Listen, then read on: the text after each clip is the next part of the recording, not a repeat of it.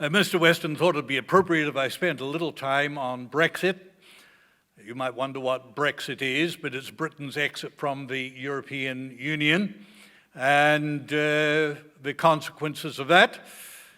March the 29th, of course, is the day when the deadline is up, when Britain leaves, either with an agreement or without an agreement. And you might say, this is all Britain lives for at the present time, all the United Kingdom lives for, because it's not just Britain that is exiting the common market or the European Union. All of the United Kingdom is exiting. So Brexit is a bit of a misnomer. We'll talk about misnomers today.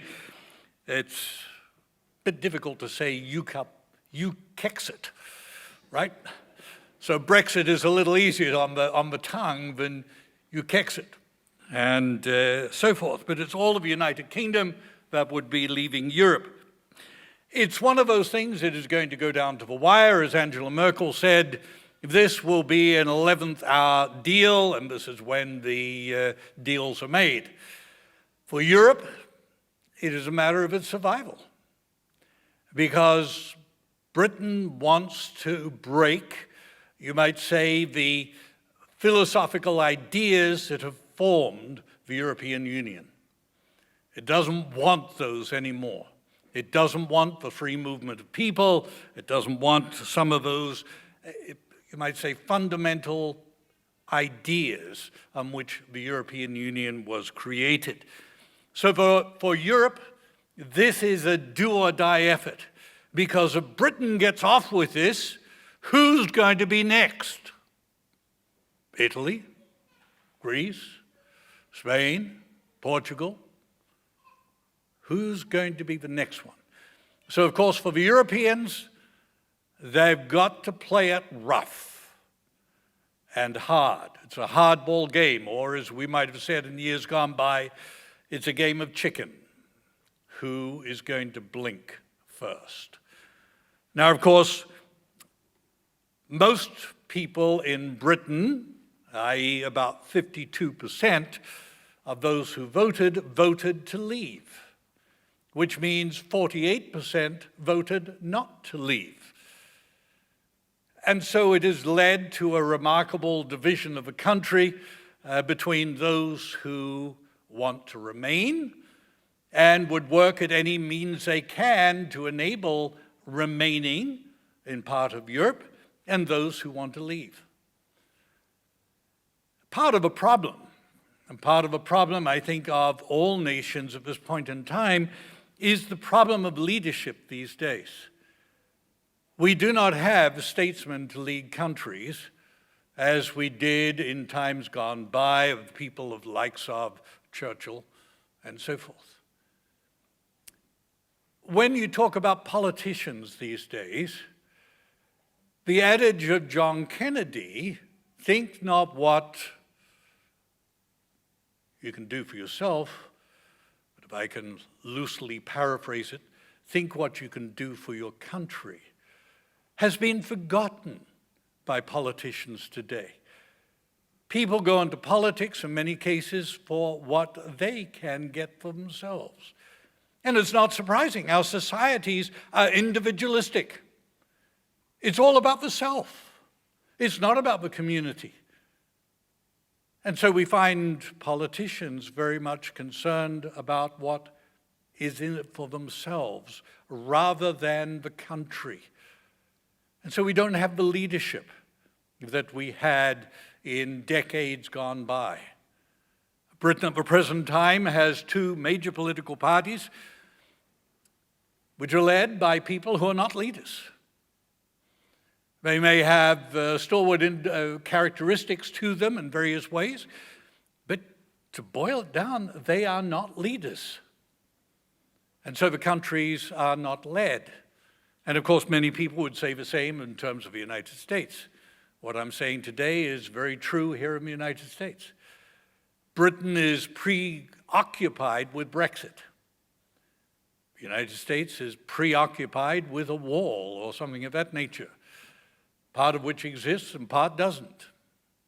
And so we have a remarkable situation in the world today where the nations that should be helping others are consumed by their own internal problems and what they want for themselves, and so forth. So this is very much a case in point. Part of a problem with Brexit at the point in time, the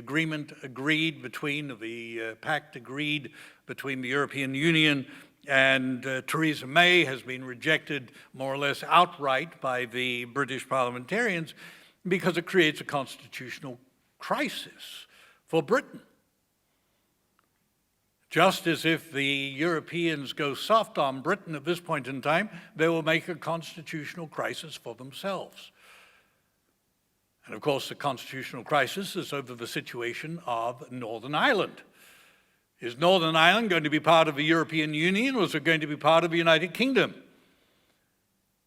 And the majority in Ireland are unionists, which mean they want union with the United Kingdom, not with Europe.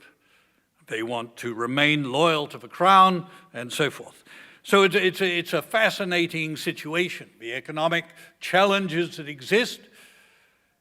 Britain is a global player. It's totally integrated into the European supply chain, into the global supply chain. It's interesting at this point in time, Britain's automotive industry is larger than it has ever been. But it is largely a supplier to a global automotive supply chain. At times, British steel companies or metal formers supply body parts for North American automobiles and export them across the sea. Now, of course, that's not a problem in terms of Brexit because we've got arrangements there. But it's a big problem for Airbus when your wings are made in Wales. A major part of the airline, of an aircraft, the wings, very sophisticated these days.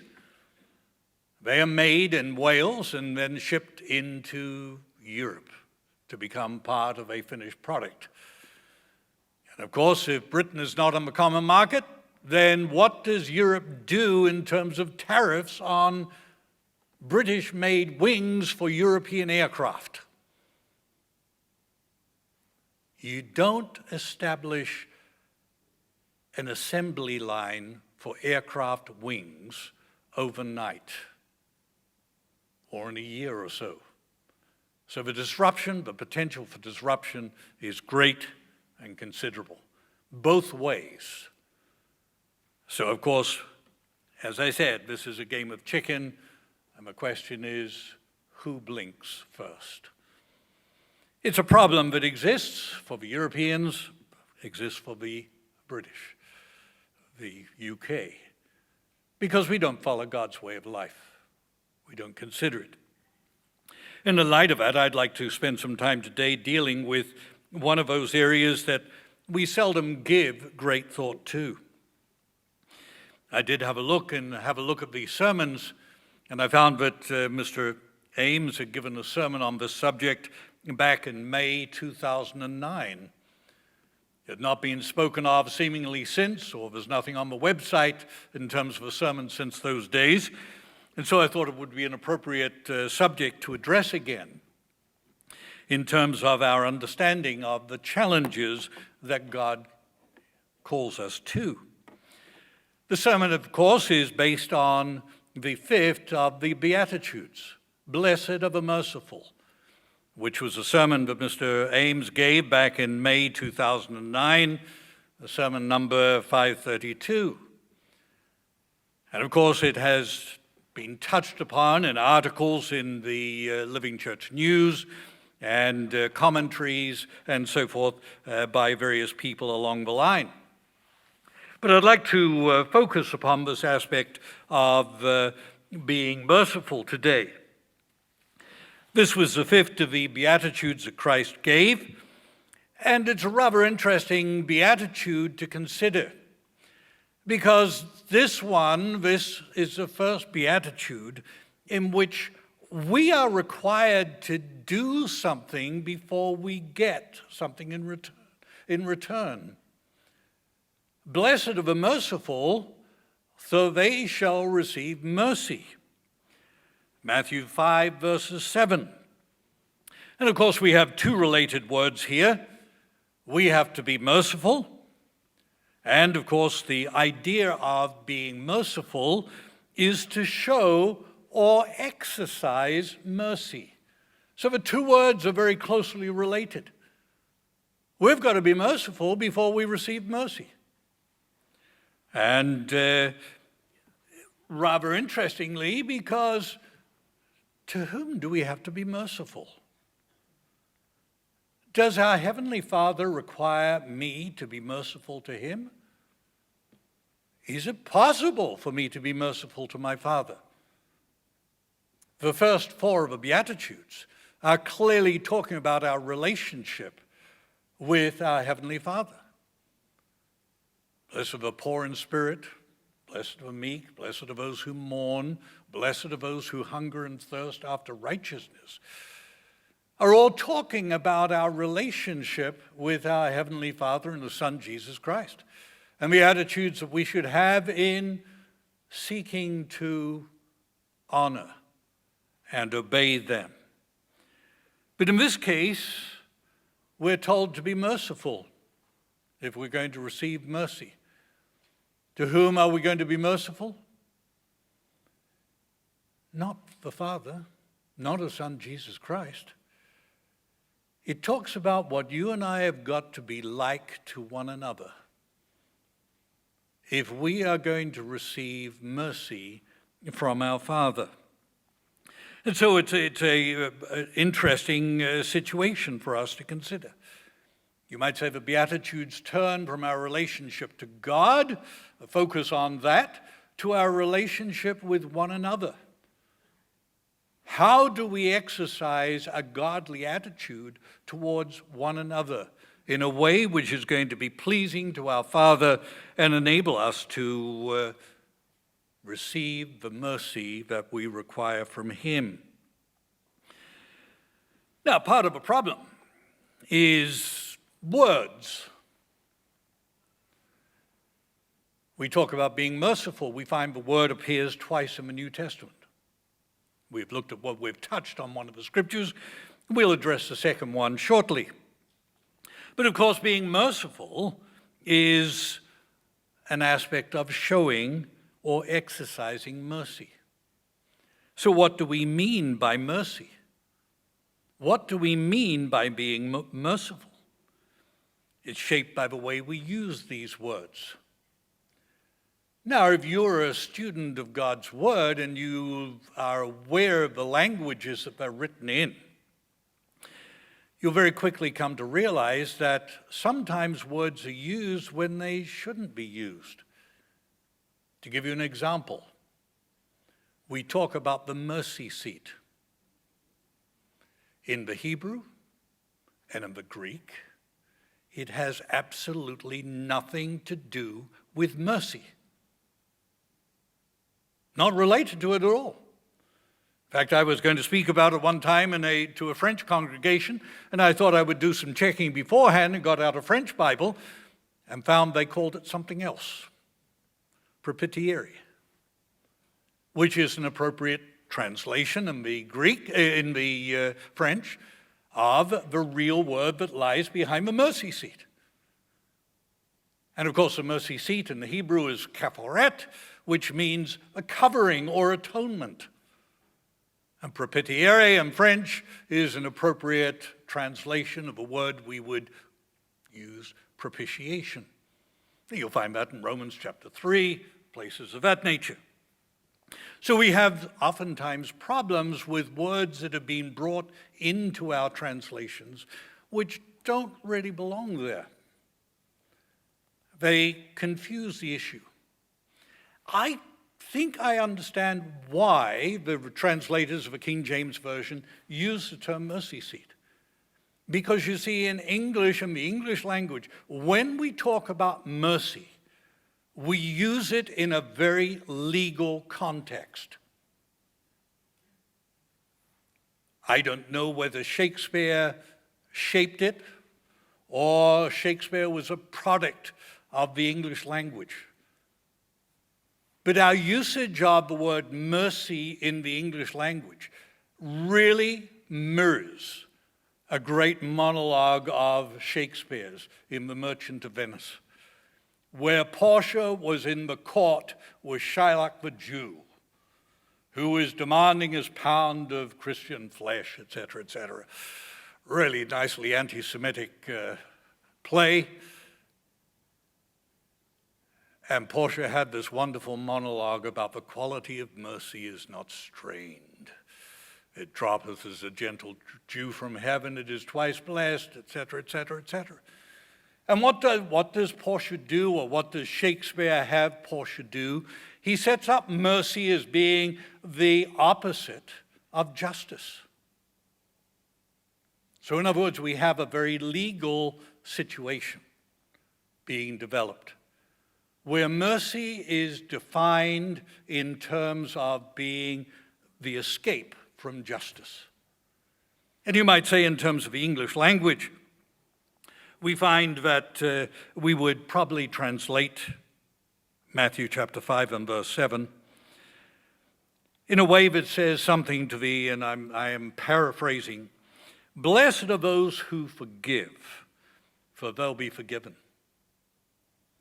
Because you see, we see mercy in terms of justice. And how do we escape justice? Yes, that is part of mercy.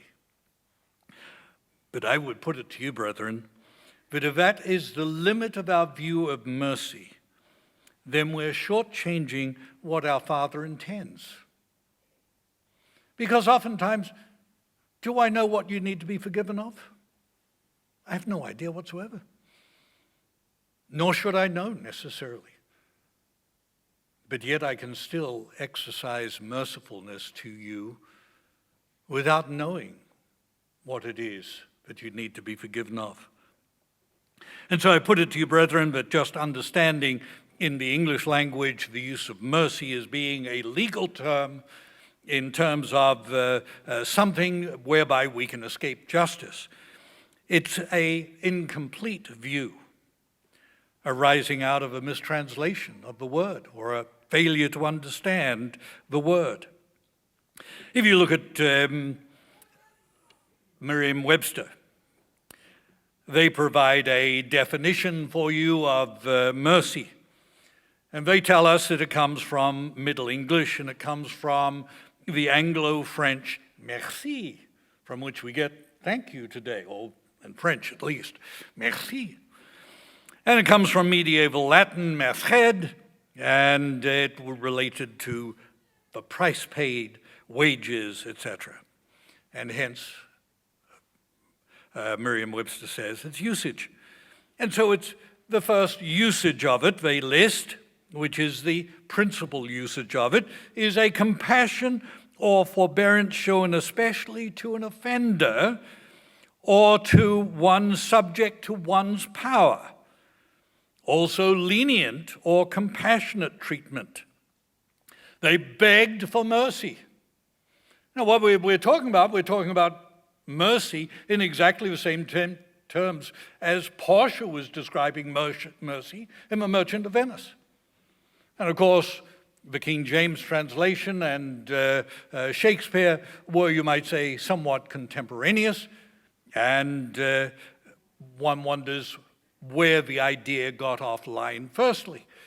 But you see, that's why the translators, I'm sure, talked about the atonement or the cafferet that covered the Ark of the Covenant, or in French, propitiere, they called it the mercy seat, because they saw it all in terms of forgiveness. And hence, mercy is a word that describes forgiveness. Now, I'm speculating. I'm not necessarily a linguistics expert, but I can see that's the way in which these things arise. We have a limited understanding of a word, and we apply it in various ways, and on we go. And so Merriam-Webster's first usage of a term is a compassion or forbearance shown especially to an offender. So we're in a justice forgiving situation. Second application, they talk of a blessing that is an act of divine favor or compassion. Like it was a mercy that they found her before she froze. And of course, then they talk about the works of mercy as a third application, the works of mercy amongst the poor. The Oxford, across the other side of the pond in the UK, the Oxford Dictionary, has as its first definition or first usage of a term, compassion or forgiveness shown towards someone who is within one's power to punish or harm.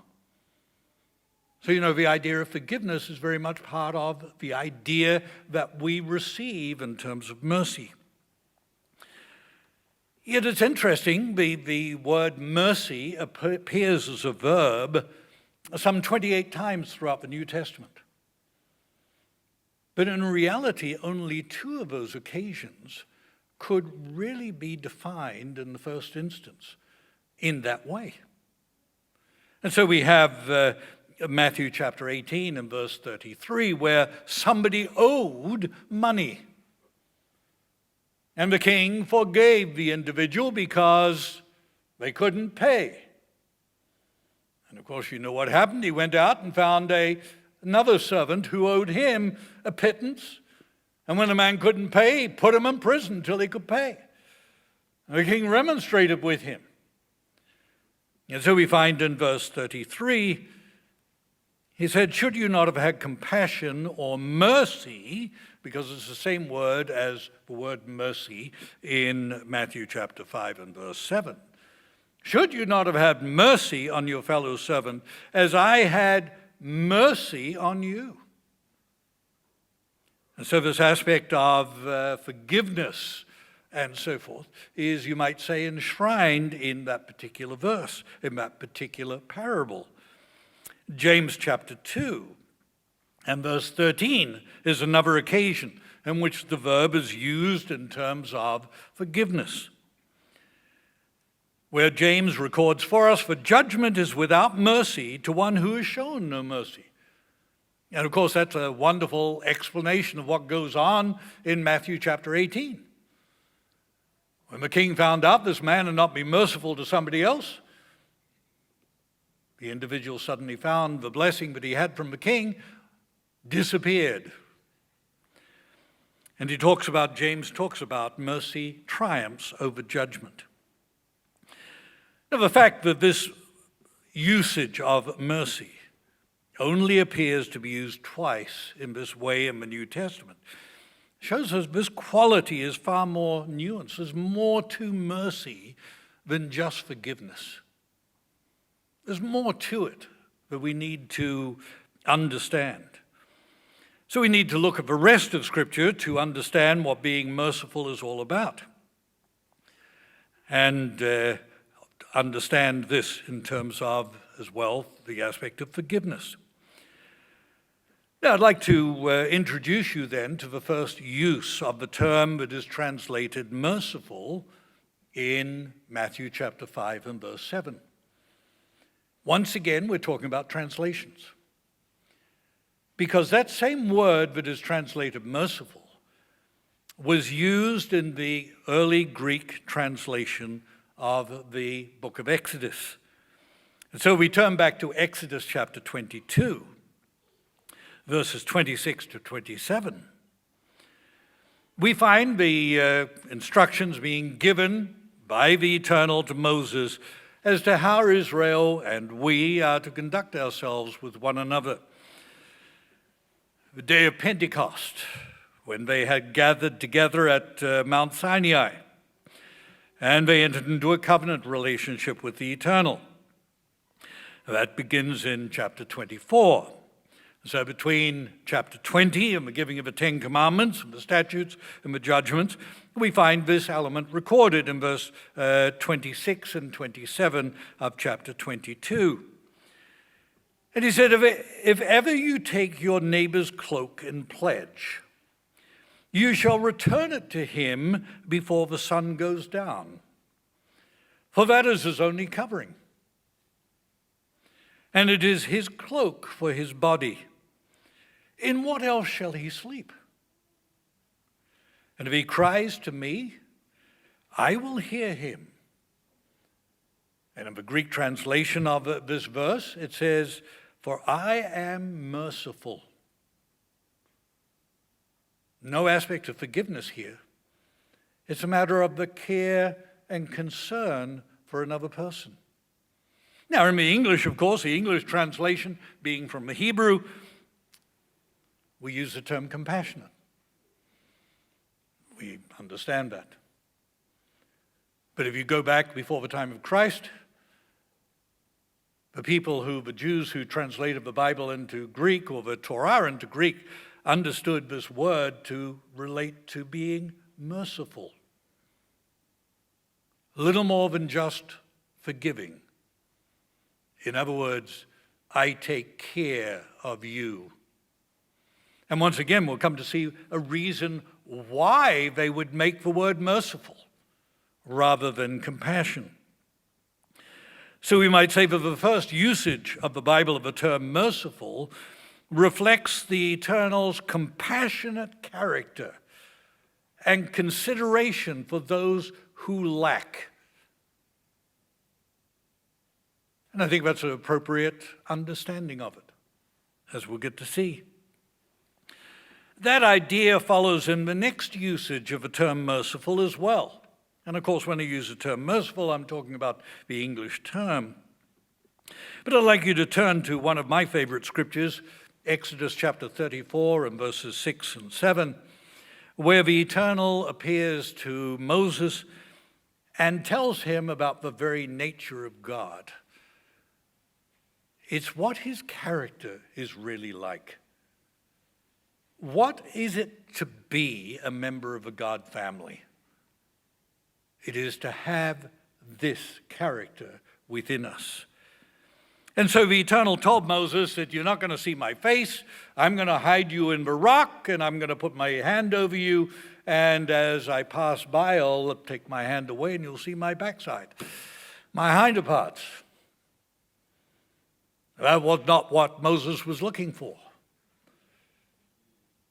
And then that was chapter 33, and then in chapter 34, the Eternal passed before him and proclaimed. And the Eternal said, this is what you've got to be looking for. This is what is important about me. It is what is my character.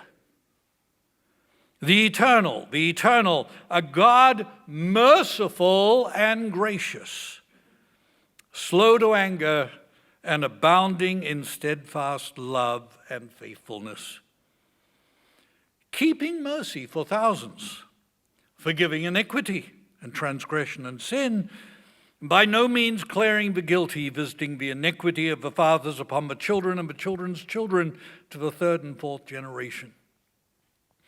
Now, of course, when we read that and we talk about him being merciful, we oftentimes think of him forgiving us. But I would like to challenge you, because in verse 7, and I think it is in verse 9 as well, there are two other words, two independent words that talk about the Eternal's ability to forgive. And it's not just about forgiveness.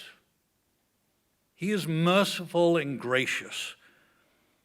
And so this aspect of merciful, I would contend, is much more than just about forgiveness, as we tend to use it in terms of the English language. We read in verse 8, Moses made haste and bowed his head toward the earth and worshipped.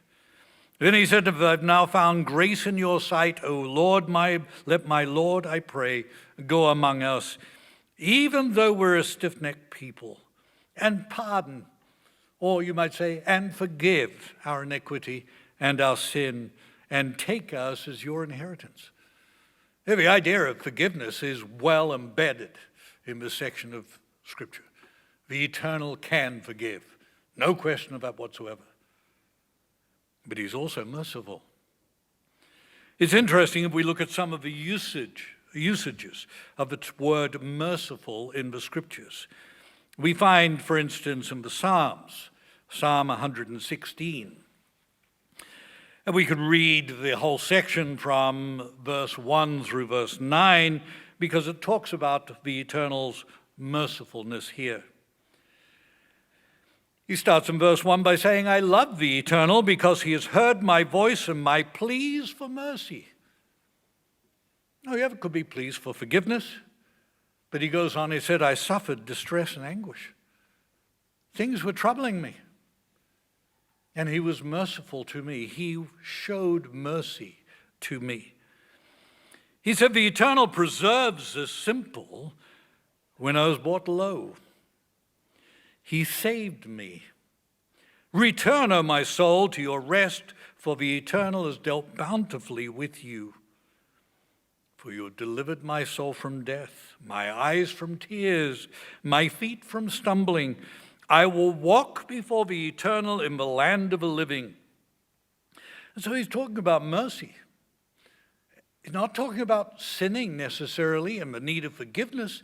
He's talking about the challenges of living a godly life in this day and age, or in his day and age, just as we face challenges living a godly way of life in our day and age. We turn back to Psalm 111 in verses 2 through 4. The psalmist describes, great are the works of the Eternal. Full of splendor and majesty is his work, and his righteousness endures forever. He's caused his wondrous works to be remembered. The summation of it? The Eternal is gracious and merciful. Okay? So he's talking about the works of the Eternal. And he's applying mercy to the works of the Eternal. He's applying mercy to the splendor and majesty of his work and of his righteousness and his remembrance. And so God's mercy, the mercy of the Eternal, is characterized by his preservation of his people, of the simple, his saving of those in need, and his bountiful dealings with his people. And so the Scriptures also reveal that mercy is an integral part of the covenant relationship, which the Eternal entered into with Israel in Exodus chapter 24. We make a note maybe of 2 Chronicles chapter 30, verses 8 through 9. This was an occasion where Hezekiah was trying to encourage the people in the northern kingdom to turn back to the Eternal and to keep his Passover. The captivity of Israel was impending. It wasn't far away. And these people were encouraged by Hezekiah to come back to Jerusalem and to keep the Passover with the southern kingdom. And Hezekiah's message in verse 8 and 9 of 2 Chronicles 30 says, do not now be stiff-necked as your fathers were, but yield yourself to the Eternal and come to a sanctuary, come to Jerusalem, to the temple, which he has consecrated forever, and serve the Eternal your God, that his fierce anger may turn away from you. For if you return to the Eternal, your brothers and sisters will find compassion. And their captors and with their captors, and return to this land. For the Eternal your God is gracious and merciful, and will not turn away his face from you if you return to him. In other words, the Eternal, his covenant relationship with the people is based on mercy. He realizes their needs. He realizes their weaknesses. The concept of being merciful was very well understood by the Hebrews, and it's effectively expressed in the Hebrew language. Rather interestingly, Hebrew as a language tended to build very real pictures of words, as opposed to the Greek language, which loves abstractions. Okay, one's about philosophy. You might say the Hebrew language is a very concrete language, not in terms of cement and gravel, but in terms of real substance. And it's rather interesting that the word gracious, or rather merciful, comes from a very real situation. The word is rechem, R-E-H-E-M. And it is related, it is drawn from the word raham, R-A-H-A-M. Simply a change of vowel. One is a woman's womb. The other is mercy. And one has to ask, does mercy portray in some way the way in which a mother should take care of that she carries in a womb? We heard some disturbing comments today in the introduction to the sermonette about abortion. That's not the way in which the Eternal intended it to be. Human life was to be valued and respected and cared for. And of course, I would like to hope most women who have an understanding of life seek to care for that they carry in their womb, right? They understand the fragility of it. Okay, some are abusive, some smoke and drink too much alcohol and binge on other things that are not healthy to the child. But they tend to be the exception rather than the norm.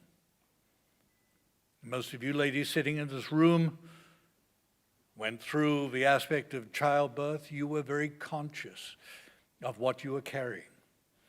And you look forward to the parturition of that infant in a way of great excitement and anticipation. And you wanted to hold what was in your womb in your arms and cradle it and take care of it.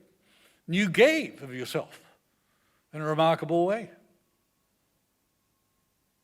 I knew what Mr. Hall was going to speak about today, but I think it's rather interesting, the more I reflect on it, just how much this ties in terms of being born again.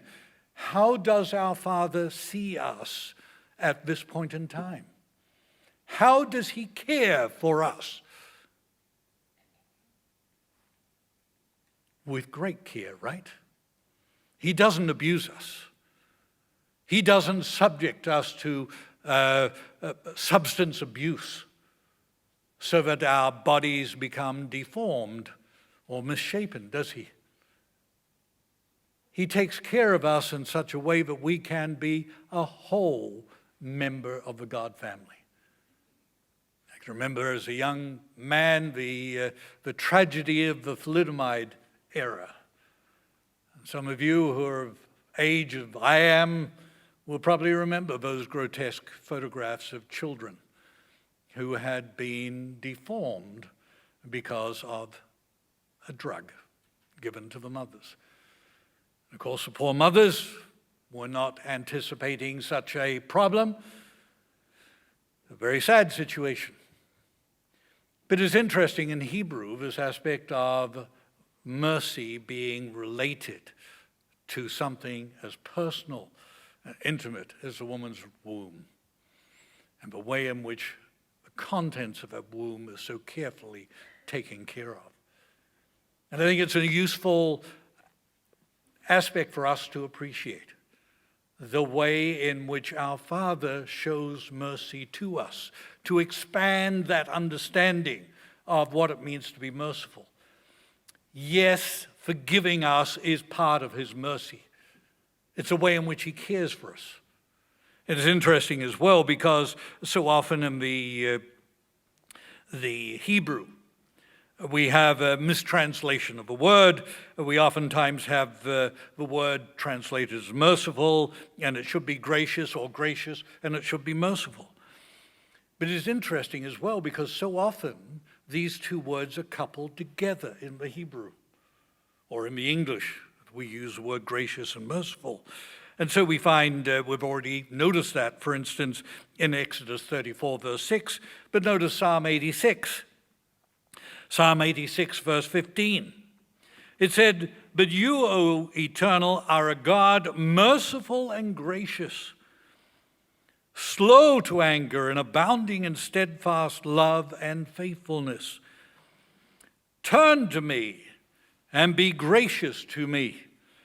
Give your strength to your servant and save the son of your maidservant." What does a mother do to the unborn child? She gives the strength to it, doesn't she?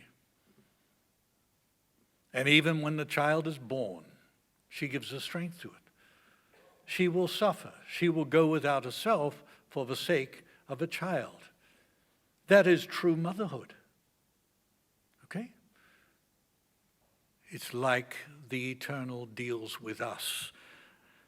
We've turned along in the Psalms to Psalm 103. Where the psalmist records for us the Eternal is merciful and gracious, slow to anger and abounding in steadfast love. And of course, what the psalmist is doing here, he's plucking from Exodus 34, verse 6, and repeating it, restating it in various forms. In fact, we had a class in the Minor Prophets a couple of summers ago, and I think the students were quite amazed as to how often Exodus 34, verses 6 and 7 reappeared throughout the Minor Prophets. Literally every one of them. Because this becomes a foundational point. The character of our Heavenly Father and His Son, Jesus Christ, is the foundation of what God's revealed word is all about. But we have to become like them. We have to develop that very character as well. And they're merciful and gracious in a remarkable way. He said, as a father shows compassion, in fact, it should be mercy on his children, so the Eternal shows compassion or mercy to those who fear him. Okay, so the translators tried to introduce another idea here, compassion. But the word that's used is merciful. He's like a father looking at his children and realizing, son, don't do that. Nope, you're not up to that. Let me catch you. Let me do something to help you so that you don't hurt yourself. He knows our frame. He remembers that we are dust. He remembers the frailty of human life. That's true for each and every one of us.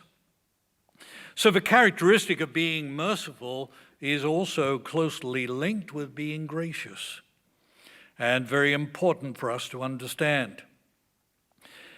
It's interesting, one commentator on Isaiah 49, verse 15, made this comment about the aspect of love. It said, the depth of this love, as expressed in Isaiah 49, verse 15, is shown by the connection of this word with Rechem Raham, the way in which mercy is related to that particular part of a woman's anatomy that enables a child to be conceived, develop, grow, and be born. A remarkable part of our Father's creation. And he talks about, this commentator talks about Isaiah using the aspect of a mother's love towards her nursing baby. And he also notes something that we just read there in Psalm 103 in verse 13, but it can also relate to a father's love.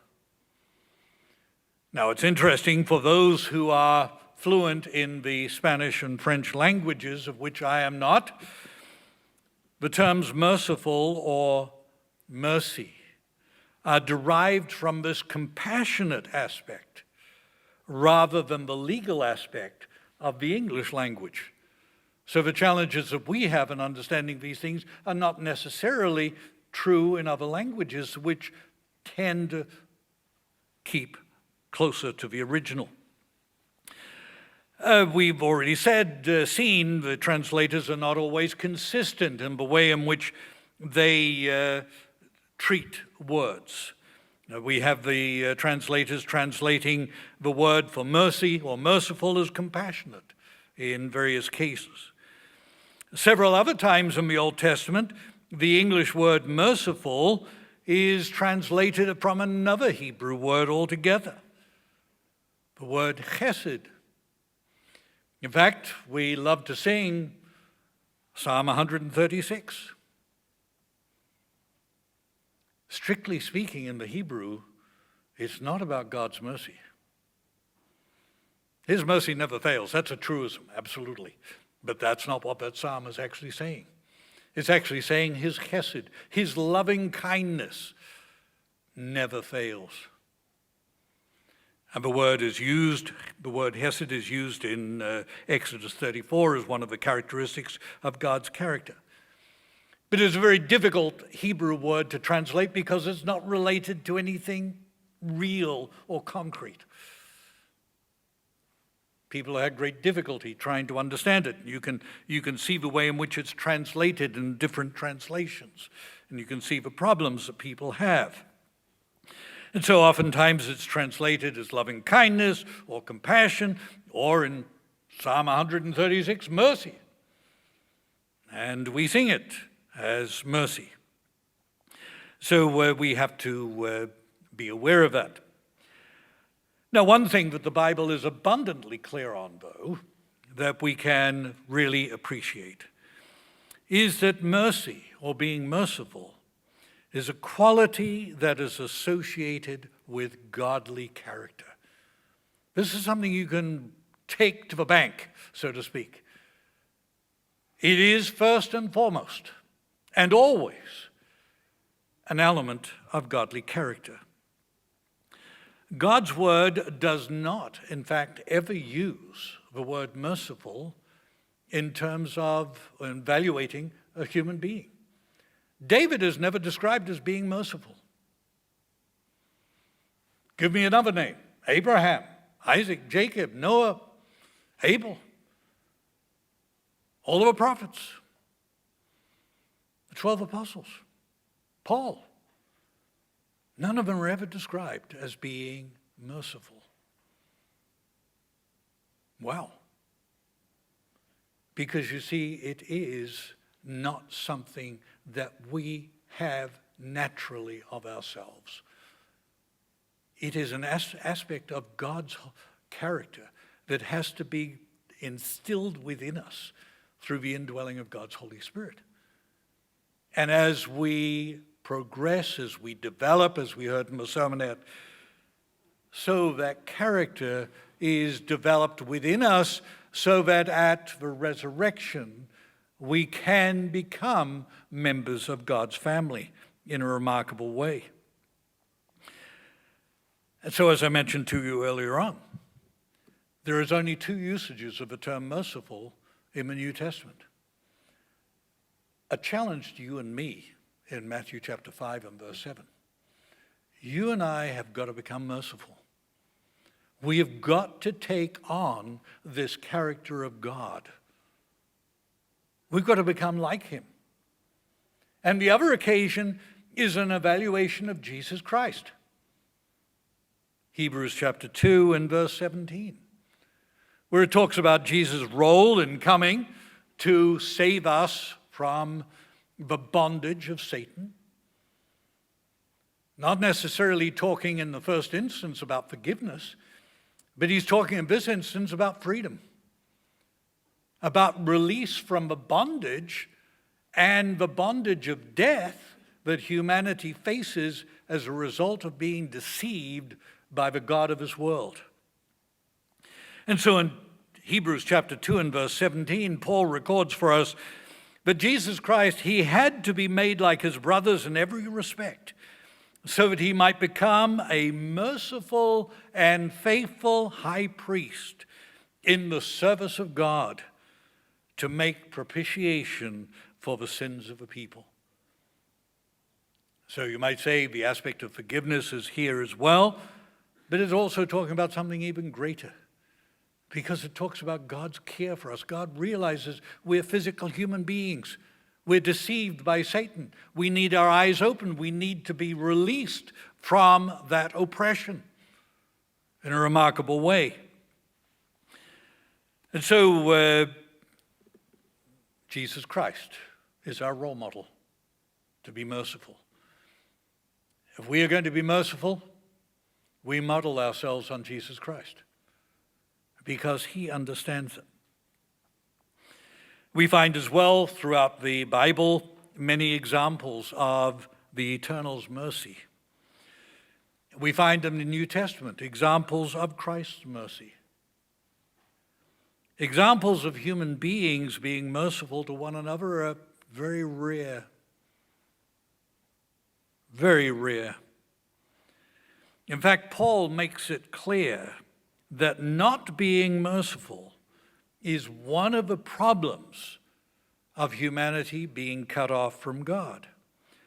Now, of course, if I read from the New King James Version, it gives it away, but let me read to you from the English Standard Version, which is a fairly modern translation. And the way in which Paul is translated here is common to most modern translations of the Bible. And I'm reading from Romans chapter 1, verse 28 through 31. And it said, since they did not see fit to acknowledge God, God gave them up to a debased mind to do what ought not to be done. They were filled with all manner of unrighteousness, evil, covetousness, malice. They were full of envy, murder, strife, deceit, maliciousness. They are gossips, slanderers, haters of God, insolent, haughty, boastful, inventors of evil, disobedient to parents, foolish, faithless, heartless, ruthless. Somewhere in there is the word unmerciful. In fact, it's the very last word of that verse, of verse 31. The word ruthless is a modern term we use to describe a person being unmerciful. Ruthless. Get somebody out of the way. Destroy. This is the state of humanity cut off from God. And so we see the fifth beatitude describes a quality that does not come naturally to human beings. You have good parents. Maybe they tried to instill some of these aspects in you. But ultimately speaking, this only comes through the indwelling of God's Holy Spirit. Mercy is an aspect of godly character that we must take on as part of our character by the exercise and use of God's Holy Spirit. It's something that must become internalized within us, guiding our thinking processes and actions. And of course, this is something that can only happen, as I said, by the indwelling of God's Holy Spirit. And what is the gift of God's Holy Spirit? Is it not also a realization of God's mercy to us? That we need this. We, fragile human beings, made of the dust of the ground, to which we return, need something greater than ourselves. And God gives us that. He shows mercy to us by giving us his Holy Spirit. The Apostle Paul explains in Romans chapter 2, it is the goodness of God that leads us to repentance. One of those scriptures that's well worthwhile making part of our thinking. It is the goodness of God that leads us to repentance. Important to understand God's goodness to us. Later in that epistle, Paul refers to Exodus chapter 33, verses 18 and 19. In Romans chapter 9, he quotes from Exodus 33. If you'd like to turn to Romans chapter 9, we'll pick it up in verse 15. Where Paul said to the church, he said, he, that is God, says to Moses, I will have mercy on whom I will have mercy, and I will have compassion on whom I have compassion. So then it depends not on human will or exertion, but on God who has mercy. My calling, your calling, the calling of a person who gets baptized next year or whenever, the calling that we have is an expression of God's mercy to us in a remarkable way. And he wants us to understand that. Incredible, isn't it, to stop and think of it? It's incredible that the God of all power, the great God of the universe, would extend this degree of mercy to us mere mortals who are nothing. He turns his back on us and we're lost. He blows on us and we disappear. And yet he has mercy towards us, or goodness, as he said in other places. He also expresses his compassion, graciousness, and mercy to us in many other ways, as we've seen. And he wants us to learn to treat other people in exactly the same way. To see the others as our Father sees him. There's a kind of mercy that he expects us to show to others. This is what Jesus meant when he said to the disciples and to you and me, blessed are the merciful. You're really blessed. If you have learned to develop that quality of mercy in your life and express that to others, you truly are blessed. There's a reward for you in God's kingdom. It's interesting if we go to Luke's Gospel, Luke chapter 6 and verse 36. He told us, he said, be you therefore merciful, as your Father is also merciful. Become like our Father. Become like Daddy. The quality of mercy, as described in the fifth beatitude, is not just about a relationship with justice. Yeah, that fits in. That's also part of God's mercy. But if we limit it to that, we shortchange our Father's character. But the act of showing mercy goes so much further than that. Being merciful has to do with the sense of caring, nurturing, and compassion for one another. Our Father's willingness to forgive is an expression of that compassion. And of course, John chapter 3 and verse 16, God so loved the world that he gave his only begotten Son, that whoever believed on him would not perish but have everlasting life. God's love for us is, you might say, a facet of his mercy towards us as well. It's an godly act of showing other human beings, created in the physical image of a God family, the same care and concern that our Father and his Son have for their creation, the work of their hands. As we take on this godly attribute and learn how to be merciful, as our Father in heaven is merciful, then we will in turn receive the mercy from him that we desire and need so very much. Now, it's impossible to finish a sermon like this on the aspect of mercy without touching on one other occasion in which the aspect of mercy or the lack of mercy is given as a warning. And if we turn to Revelation chapter 3, and we see the warning that the Eternal gives to Laodicea, we'll find that the term comes back to tell us, be careful. In verse 15, speaking to Laodicea, it said, I know your works, but you are neither cold nor hot. I could wish that you were cold or hot. So then, because you are lukewarm and neither cold nor hot, I will vomit you out of my mouth. You're not going to receive mercy. You might say it's the implication, but that's not what I want you to focus on.